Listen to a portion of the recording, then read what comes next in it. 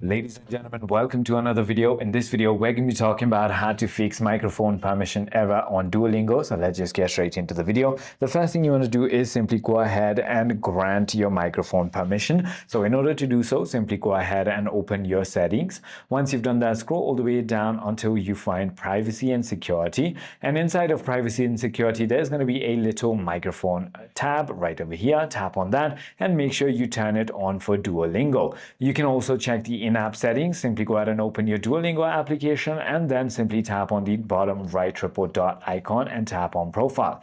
This is where you want to tap on the top right gear icon, and once you've done that, you want to simply go ahead and look for permissions. If you don't find it, then you might just need to go ahead and head into your course, which will require a microphone, and then simply go ahead and enable it as it asks you for permission. I hope this video clarifies everything for you. If you have further more queries, feel free to comment down below, and I'll see you on the next one.